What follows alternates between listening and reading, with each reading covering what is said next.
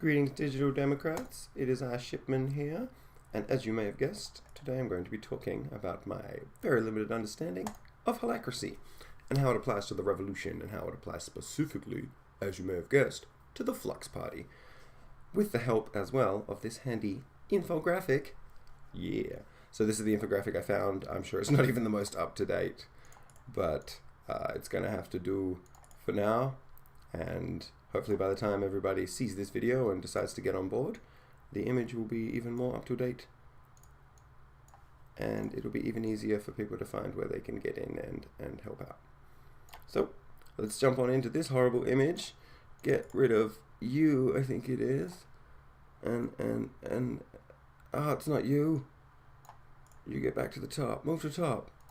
Yep, I'm keeping all this in, it will not be edited out. Get out of here. And then jumped it. Yeah, cool. Now I can zoom in. So this is the image from before. And the best example for me is going to be the engagement one, because this has been filled out the most. But there are project groups and working groups running in all 5 sectors. So we've been through this. So I'll jump into engagement specifically. So the way it's organized is that this working group here is engagement. Obviously, as we know, it's focused on members and volunteering and onboarding and making sure that the membership are informed and aware of what the party is doing and how they can best help, etc. Sound familiar? So this organizes itself. Everyone agrees on, as a whole, on the vision of what is trying to be achieved and how that is best to be achieved.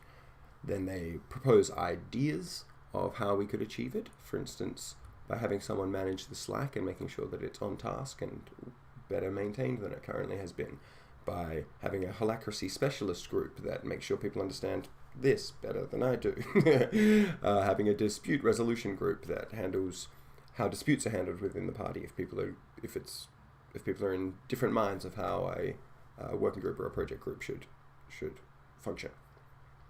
Basically, these groups can all get together and work in their specified section, presumably by your skill set or knowledge base.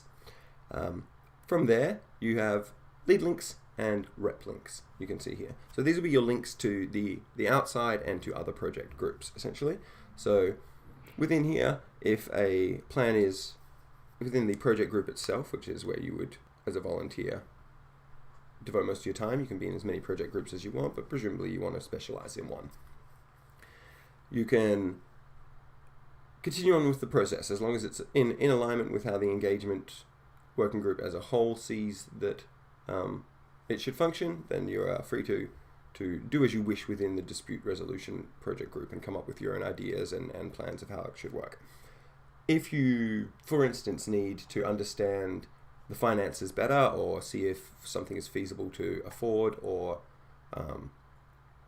a fundraising scheme will be needed or something along those lines, then you communicate with the lead link or rep link, your links to the outside, explain the problem, why it is needed for the dispute resolutions plans, dispute resolution project teams plans.